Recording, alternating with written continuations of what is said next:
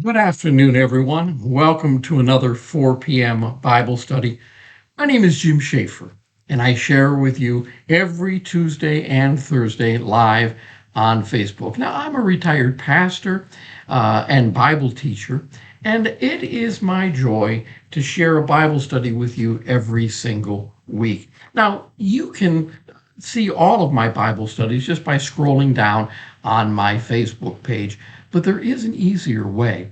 I've been uploading all of the Bible studies to YouTube, and I want to encourage you, if you haven't done so already, to go to my YouTube page and to subscribe to my Bible studies. It doesn't cost you anything, and it's a great way of having access to all the Bible studies arranged by topic. All you need to do is to type in www.youtube.com/ the @ symbol and then Jim Schaefer. That's SHAFFER 8933. Put a backslash and the word playlist, PLAYLISTS, and that will get you to the YouTube page. I encourage you to go there and to take a look. And I place all of the finished Bible studies there, as well as going back and adding a lot of additional Bible studies. Now, today we are going to be continuing our series entitled Fear Not, Finding Courage and Confidence in God's Promises. Today's lesson is going to be entitled Overcoming the Fear of Failure. Now, I liked this picture. I've always been a fan of Charlie Brown, the lovable loser. And I was curious how many times that he attempted to kick that football and Lucy pulled it out from under him. I found out that in 37 of the comic strips, he attempted to kick the football, and 37 times she pulled the football away and he landed flat on his back. There were 11 animated specials where she did exactly the same thing. There were 4 cartoon episodes from the Charlie Brown and Snoopy show where she does so. There was only one time in all of those episodes that she did not pull the football away and he kicked her finger. That sounds like Charlie Brown. Now, maybe Charlie Brown isn't a loser because Charlie Brown continued to try. Knowing that it probably wasn't going to work out very well, he continued to kick away. And of course, we need to do that as well. We need to continue to kick away and hope that somehow we're going to be successful. Now, really, today's lesson is a part 2 from last week. If you remember, on Thursday of last week, we talked about the fear of letting God out of the box. And we used as the story for that the instance where the disciples had gone out on to the Sea of Galilee without Jesus. They had left him behind on the shore. In the middle of the sea, in the middle of the night, there was a storm that rose up. They were afraid, and suddenly they saw Jesus walking on the water. They didn't recognize that it was him. They were terrified. And finally, Jesus tells them to fear not, it is I. And it was Peter who said, Lord, if it is really you, let me come to you. And Peter attempts to get out of the boat and to walk on the water. Now, he takes his eyes off Jesus. He begins to sink. Jesus rescues him. They get back into the boat. I asked the question at the end of last week's lesson, how many of you would have gotten out of the boat? And the vast majority of you indicated that you probably wouldn't. In fact, one of my favorite responses was, I wouldn't do it unless Jesus asked me to. Well, let's understand that really it was Peter who was doing the asking. Lord, if it's you, let me come. He gets out of the boat where the others don't. No one really asks him to do it. So today I want to continue with that thought just a little bit. Peter gets out of the boat, but the other disciples don't move a muscle. Now, why do you think that is? Why is it that Peter's the only one that seems to have the courage to step out of the boat? In fact, one of the statements that I made for you on Facebook today was when we let God out of the box, he's going to expect us to get out of the boat. All right, you follow what I'm saying? When we let God out of the box, God is going to want to see us take a step and do what is impossible. He is wanting us to do something that we've never dreamed of doing. And we can't allow that fear of failure to hold us back. Well, let's take a quick break here and see who has joined us today. I see a couple of comments. Jeff Pugh is here. We've got about 5 people watching. If you are here, give me a moment and say hello. He is wanting us to do something. And I see that my wife is here. Hi, sweetie. Robin Sharkey is here. Gene Messenger is here. Corey Schmidt is here. Jeff Pugh is here. If you're here, just drop me a little note and let me know that you're watching. I know the vast majority of you watch after the fact, and I want to thank you for doing that. Again, if you haven't taken the time to go to YouTube at the conclusion of our Bible study today, go to YouTube. Subscribe, if you will. It will help us to reach many more people. So why do you think Peter was the only one to get out of the boat? Give me your answers in the comments. What do you think caused the others to sit back and not move a muscle? While you're indicating that in the comments, let me share with you a couple of thoughts that I had. Well, first of all, they're in the middle of a storm, in the middle of a lake. This was no time to be taking foolish chances. They had experienced the storms on the Sea of Galilee in the past, and it was a frightful thing even for a group of fishermen. And so the idea of getting out of the safety of the boat seemed to be a foolhardy idea. The second thing that I want you to consider, it was the middle of the night. Remember, it was during the 4th watch of the night, which was somewhere between 3 a.m. and 6 a.m. Being in the water in the middle of a storm is one thing, but being surrounded by darkness is another. I'm not terribly crazy about being out in a boat in the daylight, let alone in the middle of the night, in the middle of a storm where you can't see what's going on. Now, the third thing that I see is that they were already afraid. Okay, maybe that should have been number 1 on the list, all right? They are in the middle of a storm.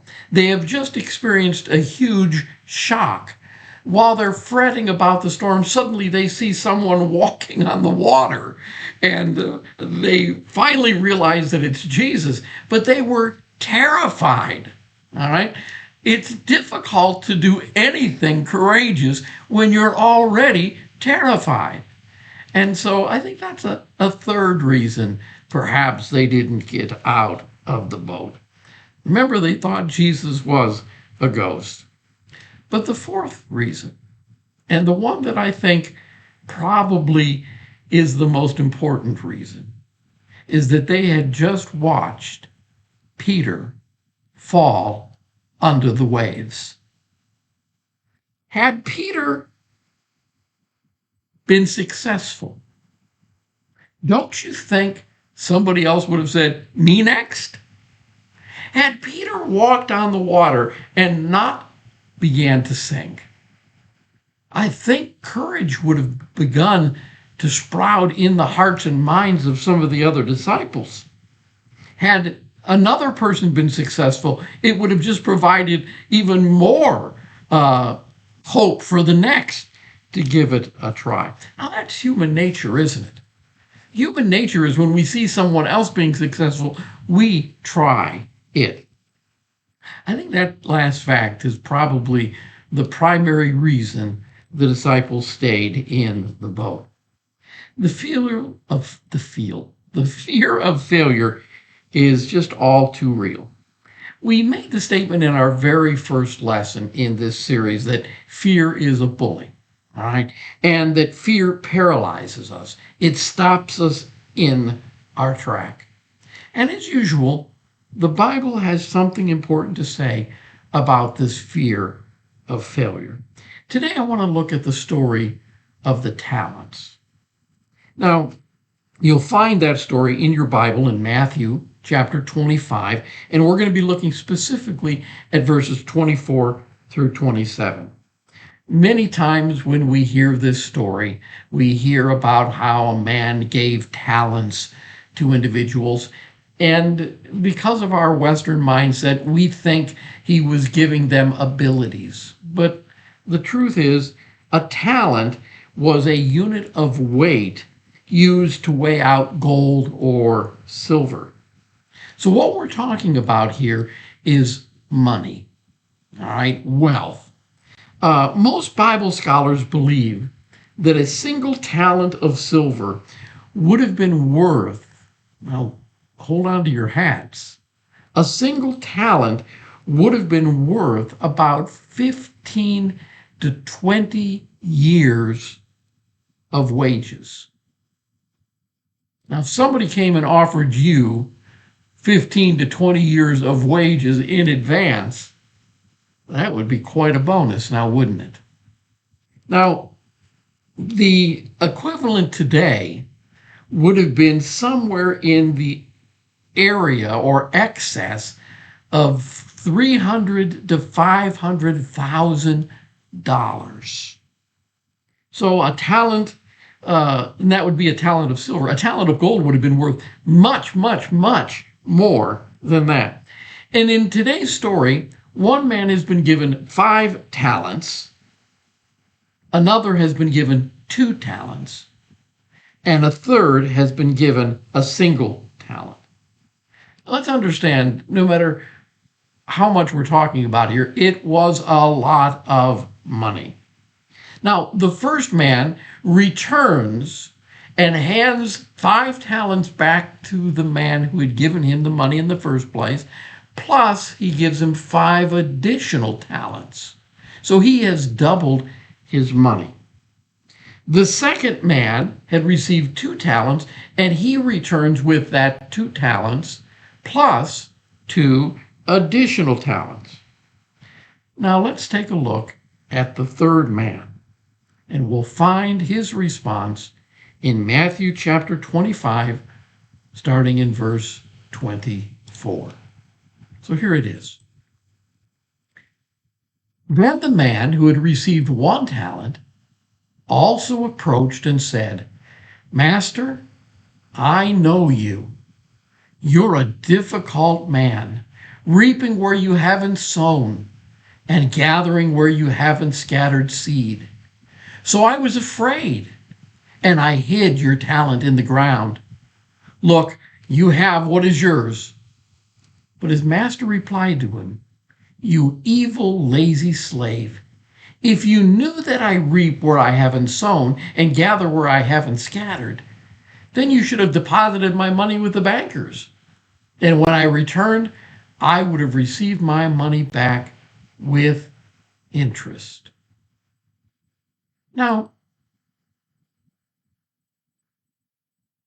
why does he hold on to his money? Why does he refuse to invest it? What was his fear? Well, we know he was afraid. The text tells us, "I was afraid, so I hid that money." Fear stops us from doing what we know we should do. The master also points to something else, and I just want to point it out to you. The master replied and said, "You evil, lazy man." Laziness often accompanies fear. But we'll talk more about that in our next lesson when we talk about our fear of commitment. I want to share with you four basic principles to help us to overcome fear. Are you ready? Let's go ahead and get started. Number one, we all need to remember that everyone fails. The rate of human failure is 100%. In fact, one of the things that I like about the Bible is it tells us the failures of our heroes. We find that the individuals that God called were all individuals and people that had plenty of failure in their own life. We understand that even the great hitter Babe Ruth, not only did he hold the home run record for many, many years, but he was also the strikeout king. He failed more than he was successful. Most of you have heard the story of Thomas Edison. Thomas Edison, in trying to invent the light bulb, failed 10,000 times. Somebody once asked him, they said, what was it like to fail 10,000 times before you successfully made the light bulb? And he said, I didn't fail 10,000 times. I found 10,000 ways that wouldn't work.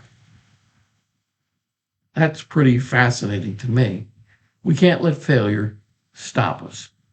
James chapter 3 says, we all stumble in many ways. And Romans 3:23 makes it very clear that all of us have sinned. Well, number two, we need to realize that failure is not final. All right? Failure is not final. Even good guys stumble. In fact, Proverbs 24:16 says, though a righteous man falls 7 times, he will get up, but the wicked will stumble into ruin. Have you ever wondered why that is? Why is it that the wicked stumble into ruins? It's because they give up. The truth is, all of us fail, but it's only those who quit that find success is elusive to them. Here's a quick quiz for you. Who is this that I'm describing? This individual wrote, when I was 7 years old, my family was forced out of our home because of a legal technicality. I had to work to help support my family. At age 9, while still a backward, shy little boy, my mother died.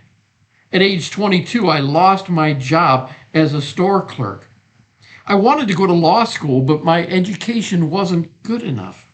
At 23, I went into debt to become a partner in a small store. 3 years later, my partner died, leaving me a huge debt, which took years to repay. At 28 years old, after developing a romantic relationship with a young lady for 4 years, I asked her to marry me. She said no. At 37, on my third try, I was finally elected to the United States Congress. 2 years later, I ran again and failed to be reelected. I had a nervous breakdown at that time. At 41, adding additional heartache to an already unhappy marriage, my 4-year-old son died. The next year, I ran for land office and lost. At 45, I ran for the Senate, and I lost. A few years later, I ran for the vice presidency, and I lost. At 49, I ran for the Senate again, and lost. At 51, I was elected President of the United States. Who am I? My name is Abraham Lincoln. It's fascinating to me when we realize that Lincoln's entire life was one continuous failure, but he kept going and probably became the greatest president in American history. He realized that everyone fails and that failure is not final.